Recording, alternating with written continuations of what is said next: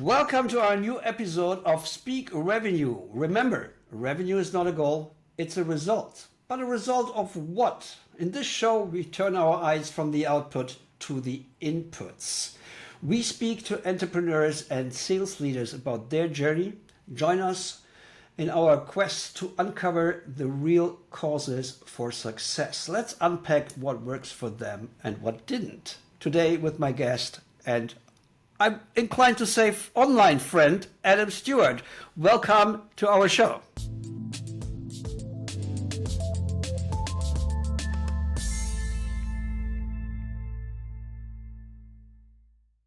Thank you, Stephen. Really happy to be here. Good to see you again, my friend. I'm really very excited to have you on the show. We know each other a little bit through multiple conversations over quite some years now, but our audience, I'm not sure everybody knows you. I'm sure everybody should know you. Real quick for our listeners and viewers, who are you, what do you do, and why are you guys so successful?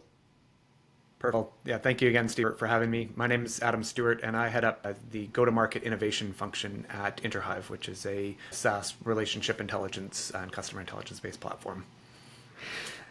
Real quick for our audience, what does Introhive exactly do?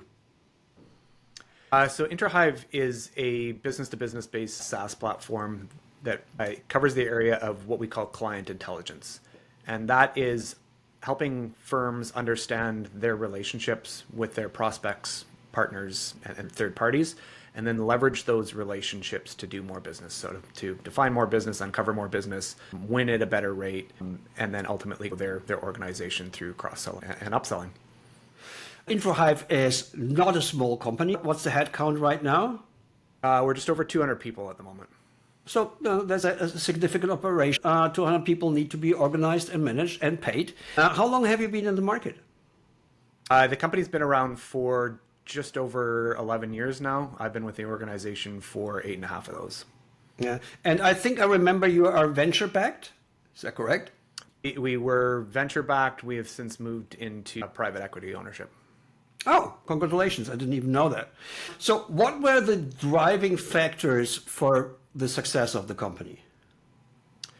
I think one of the biggest things that was driving our success is where we started from a relationships perspective. So as opposed to trying to sign up all of the vendors that you have as customers, we went the bigger route, which was to sign up some of the bigger heavyweights in the markets that we were going after, which was typically professional services. We signed up one of the big four accountancy firms or consulting firms as a customer, built a product that was able to service that market very well, knowing that the investment there was going to serve us down the road, so that law firms, consulting firms, accounting firms, if we were able to satisfy one of those big four, we were certainly going to be able to satisfy some of the more nimble and leading edge type of organizations as well. Would it be fair to characterize this as you started at whale hunting and then moved downwards?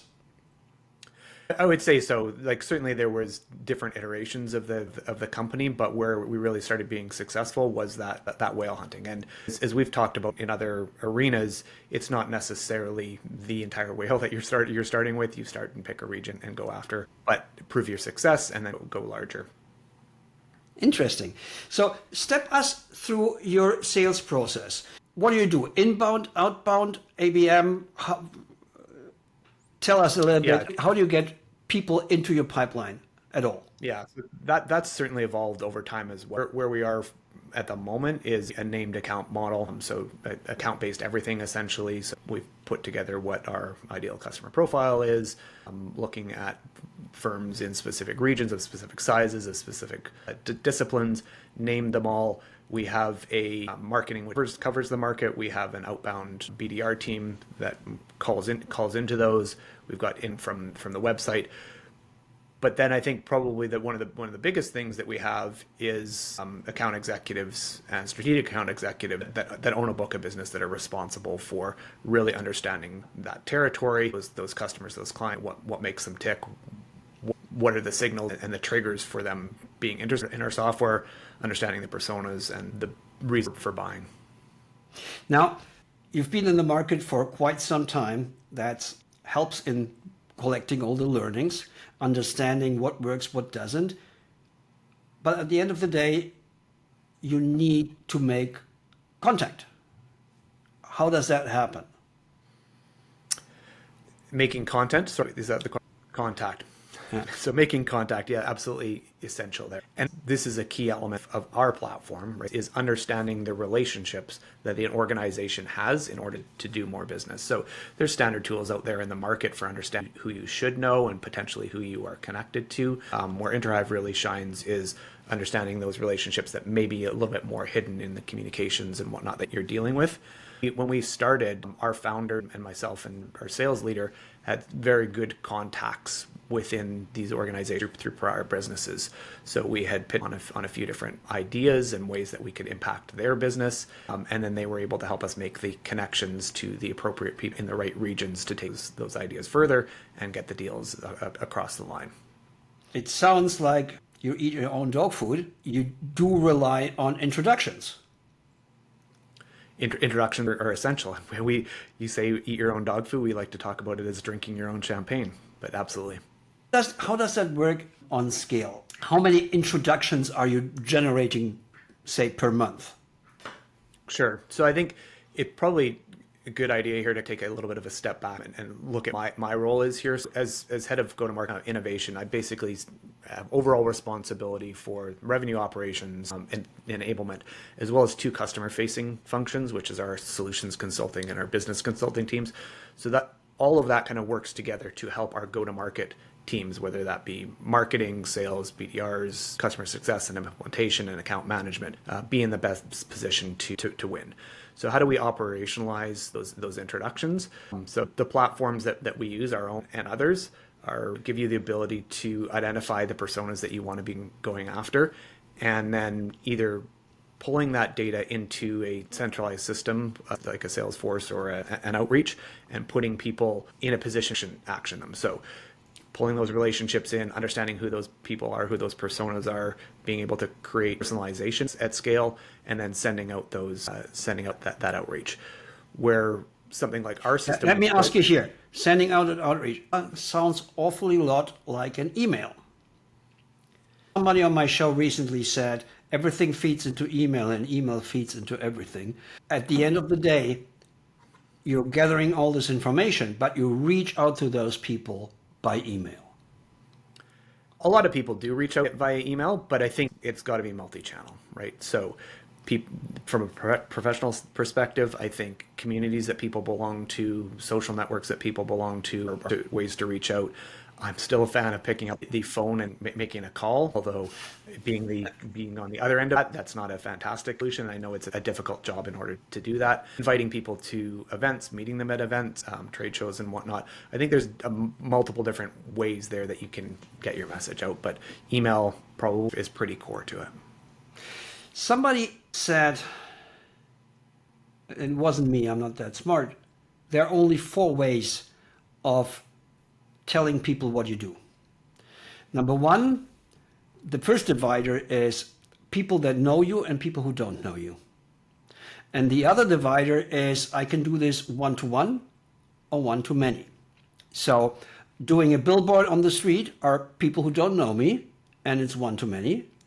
Sending cold emails is one-to-one, because it's a lot of emails, but it's still, every email is a one-to-one communication to people who don't know me. And posting on LinkedIn, for instance, is people who know me, but it's one-to-many. So if we segment this in those 4 sectors, in which do you fall mostly? I think we play mostly in the one-to-one of people that know us and people that don't know us. And when I say don't know us, they certainly will know us through their network, their peer firms, some type of connection. So there is that brand or name recognition from that perspective. The one-to-many where they don't know us, obviously that's marketing's role, that's the billboard type of role, and that's the brand building. And we are starting to do more of that work, but historically our businesses and a lot of the businesses that we help solve for is relationship based, right? So we're trying to help them use one of the best resources that they have is their relationships. So it sounds to me, if I put this together, it sounds to me like you do brand recognition so that more people know you, and you do that one-to-many, and through events and things like this. And then once they know you, you do this in the one-on-one channel, mostly through email, but lukewarm calls and things like that. Is that a good summary? I think that's a good summary. Now, you have to be aware of the markets that you're playing in, right? So we've spent 10 years building some of these markets. So in those cases, all of those relationships, all of those one-to-ones, all of that success has helped us build up name or brand recognition in those markets.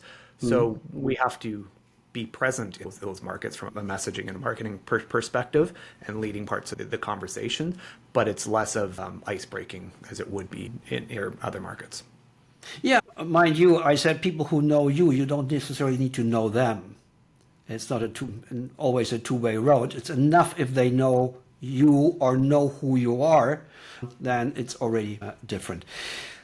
Okay, we know that it's headcount 200. How big is your sales team? Our sales team, our go-to-market team is just under 80 people at the moment. The sales team comprises about a third of those folks. Yeah, and do you have SDR, BDR, account executive pairing, or do you have full cycle account executive? How is that set up? Yeah, so there's a mix of full cycle reps as well as BDR AE pairs. And then we've got our strategic side of the business, which is a little bit larger of a pod, but much tighter focus on specific accounts. You use the keyword pod. I wonder, how does it work that you have pairings and full cycles? Do you go by territory or by industrial vertical? How's that set up? Shine some light on that. Yeah, so we've tried a bunch of different mixes over time, and it really depends on the number of resources and the people in the team and whatnot. But typically, when we are doing a pod-based structure, it's either specific accounts. Well, it's always specific accounts, but specific accounts possibly in a specific industry. So this could be the legal focus group versus this is the accountancy focus group versus those new markets that we may want to go after. That needs to be a bit more of a utility type player that understands the value props and the selling motion, but is a little bit more nimble or agile when they're talking to somebody else, a different persona, for example. Do you segment the teams by the size of the target company?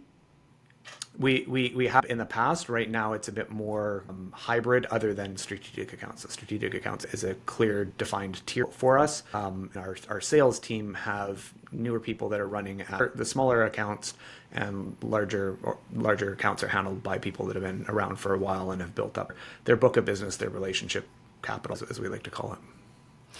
I heard two terms that, for the educated listener, point towards two sources for inspiration. I heard you using the term seeds. Are you using EOS as a organizational entrepreneurial operating system?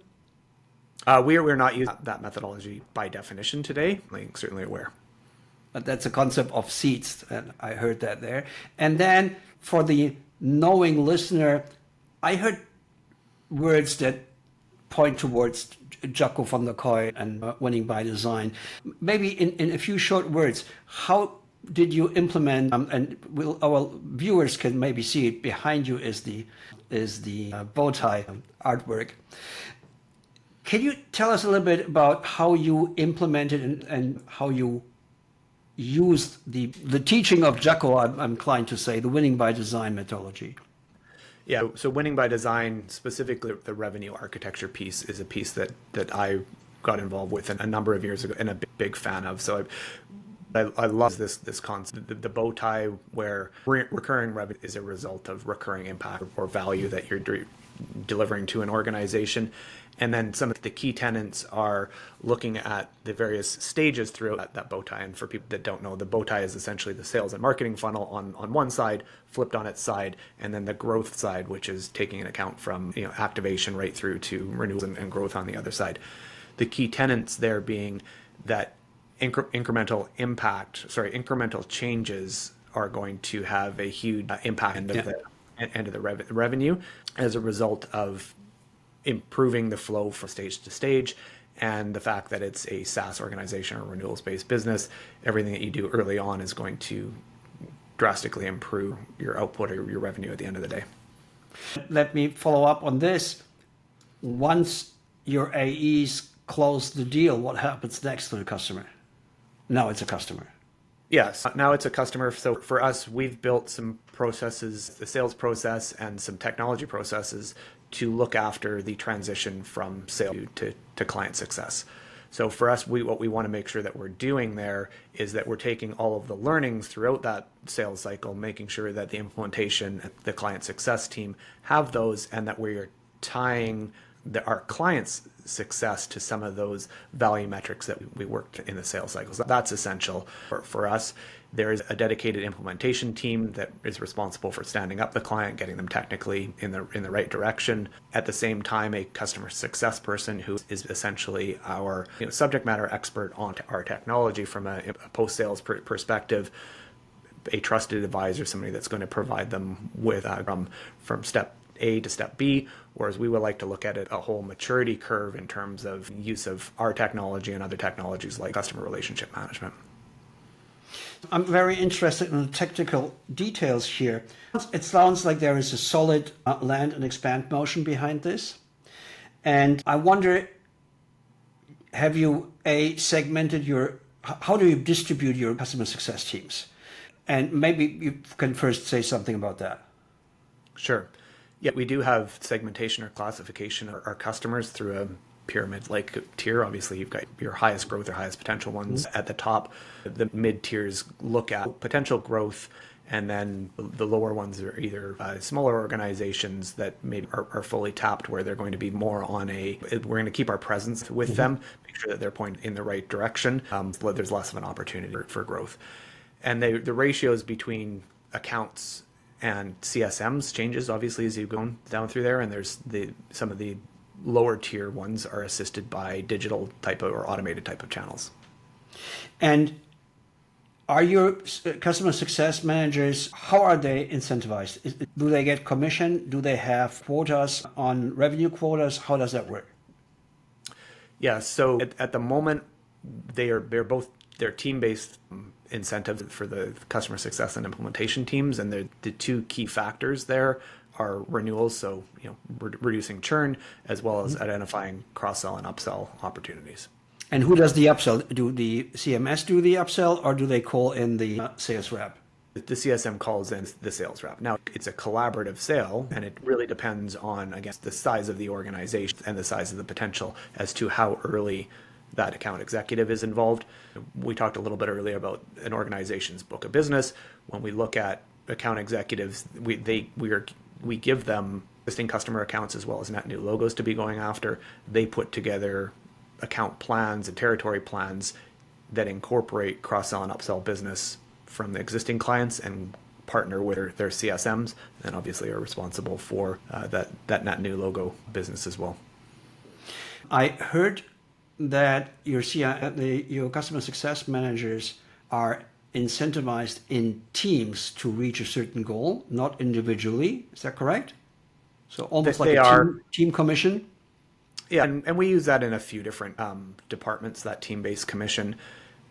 I think it depends on the state of your organization, the maturity of the organization, and where that institutional knowledge lies, right? So as we grow, there's going to be customer success folks that have much more experience, and we don't want to prevent them or dissuade from helping on other accounts that they maybe don't have direct line of responsibility for. Are you using the same analogy over in the sales teams, or is this individual? On the sales teams, it's direct quota. However, some of the supporting teams, so for example, solutions consulting, business consulting, and whatnot, have team-based goals.